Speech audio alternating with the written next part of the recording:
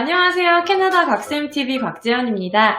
오늘은요, 제가 또 스페셜한 분을 모셨어요. 저는 이분을 알고 정말 너무 반가웠는데요. 캐나다에서 저는 한국 분들 중에 수면 트레이너를 하시는 분을 처음 뵀거든요. 그래가지고 제가 사실 저희 막둥이 수면 트레이닝을 너무너무 하고 딱 그 시기에 선생님을 알게 돼가지고 제가 정말 많은 산모분들 또 엄마들 또 지금 막 수면 트레이닝을 시작하고 싶으신 분들 정말 많이 계실 것 같아서 제가 오늘 인터뷰 요청을 드렸어요.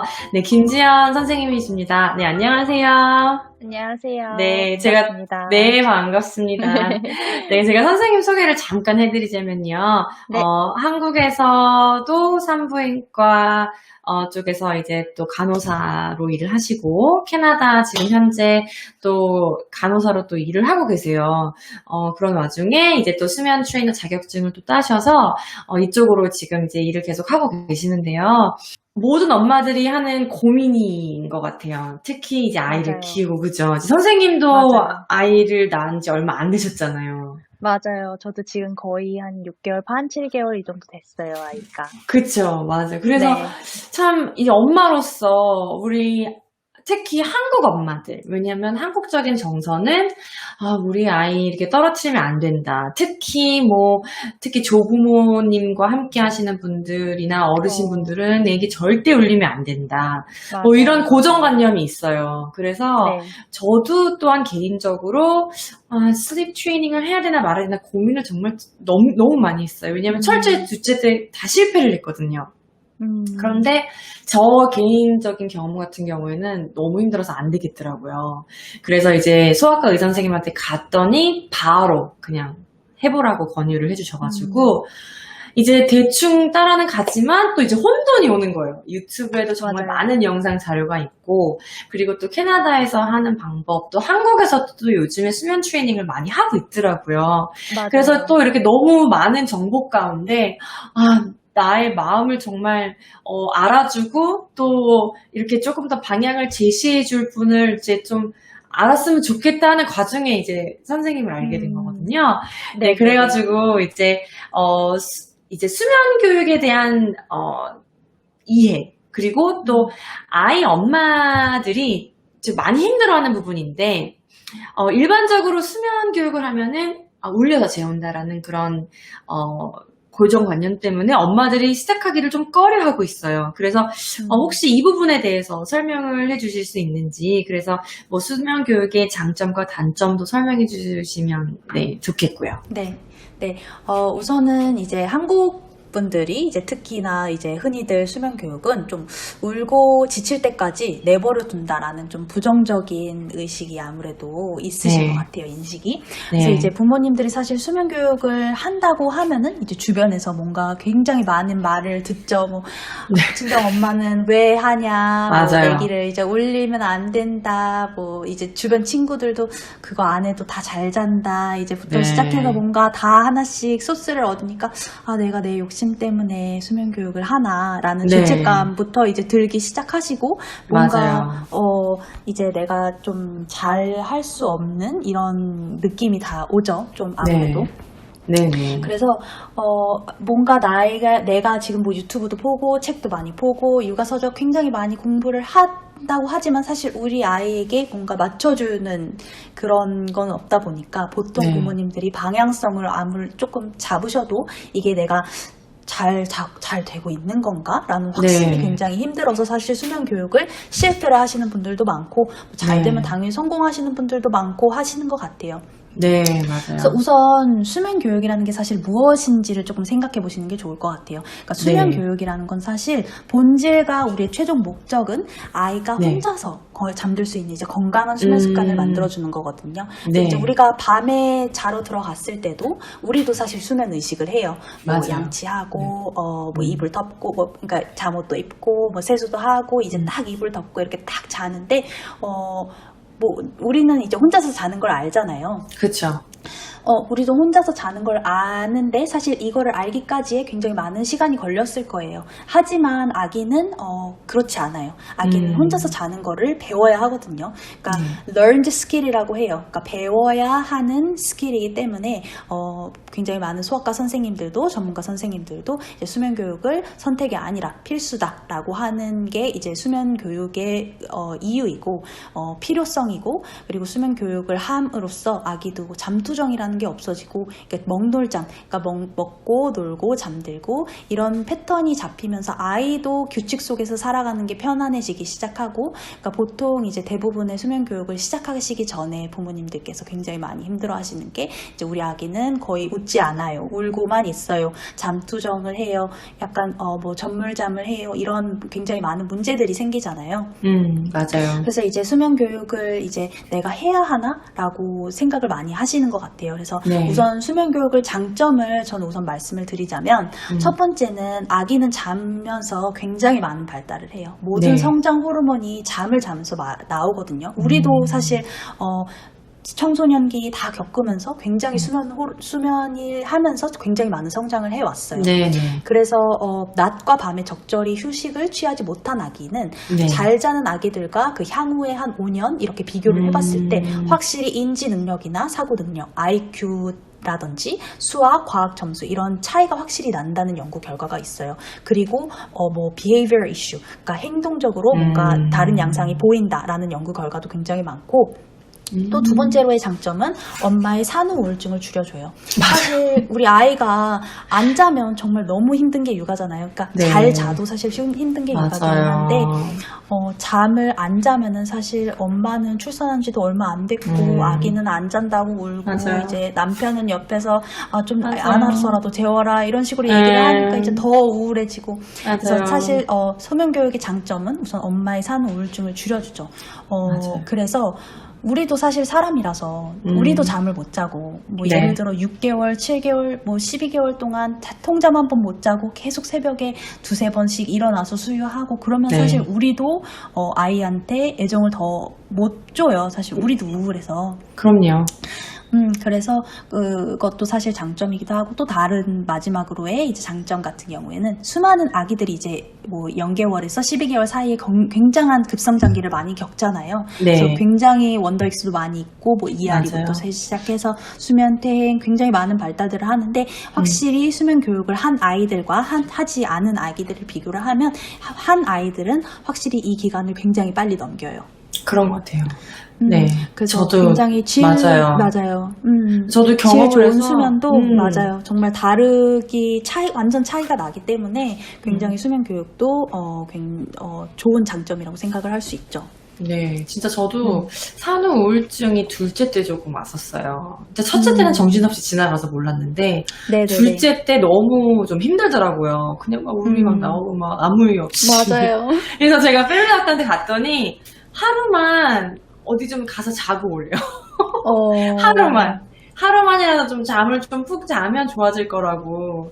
그런데 그때도 이제 아기가 깨니까 못했거든요. 그런데 진짜 그렇죠. 세 번째는 셋째 아이는 하고 나니까 진짜 너무 달라요. 진짜 이번에는 정말 저도 에너지가 생기고 정말 조금 더 쉽게 지나가는 것 같은 느낌이 들더라고요. 네. 맞아요.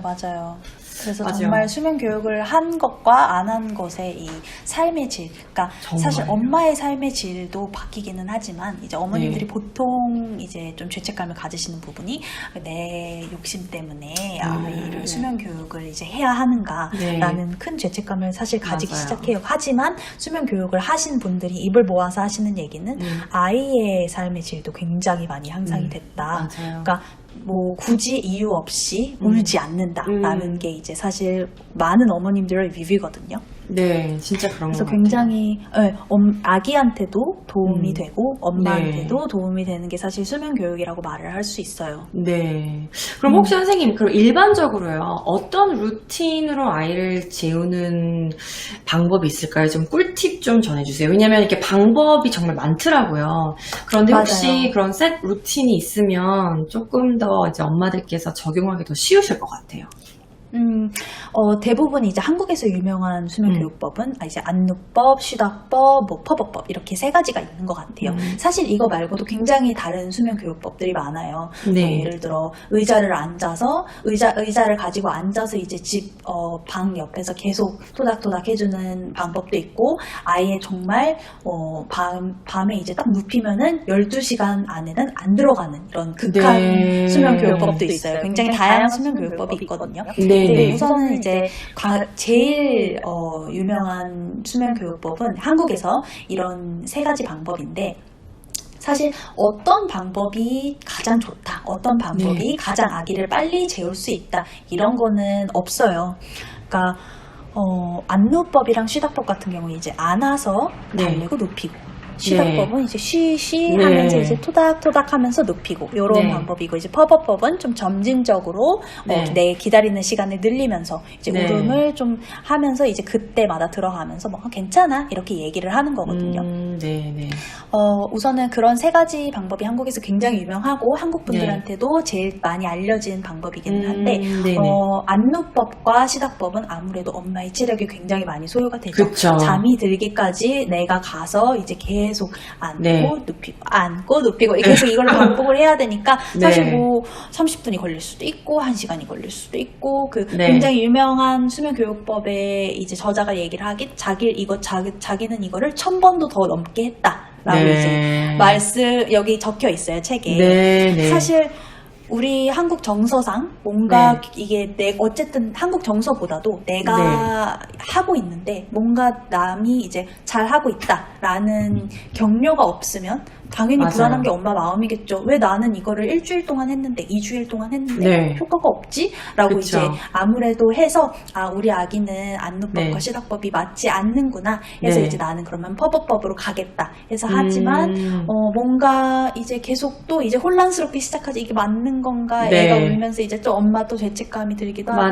그래서 이제 사실 제가 드릴 수 있는 꿀팁 같은 경우에는 우선은 무슨 방법으로 하는지도 정하는 게 좋지만 내가 할 수 있는 방법으로 하는 게 좋아요.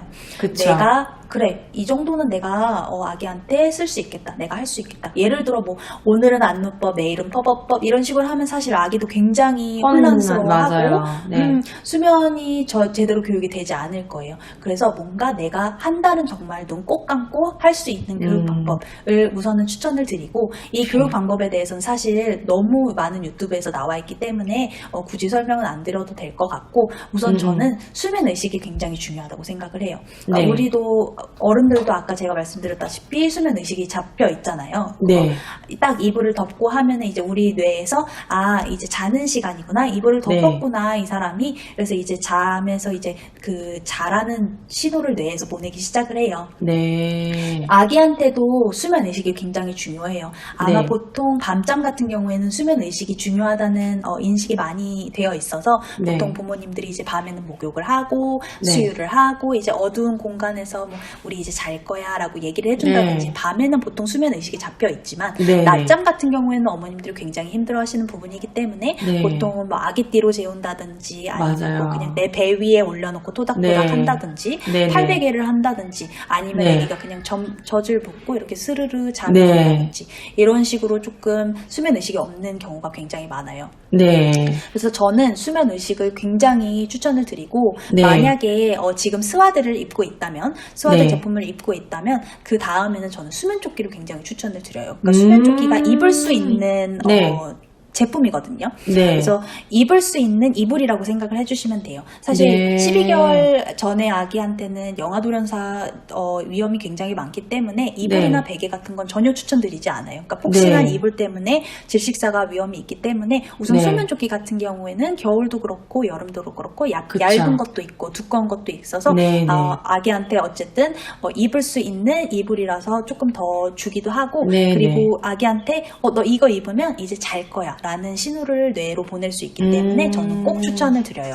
그래서 보통 수면 조끼를 굉장히 많이 추천을 드리고, 또 자는 환경도 굉장히 중요해요. 우선은 그쵸. 온습도도 적당하고 네. 너무 덥지도 않고 너무 춥지도 않고 이런 온습도도 네. 굉장히 중요하고 우선 네. 가장 중요한 거는 안전하게 잠을 잘 수 있는 환경이어야 해요. 맞아요.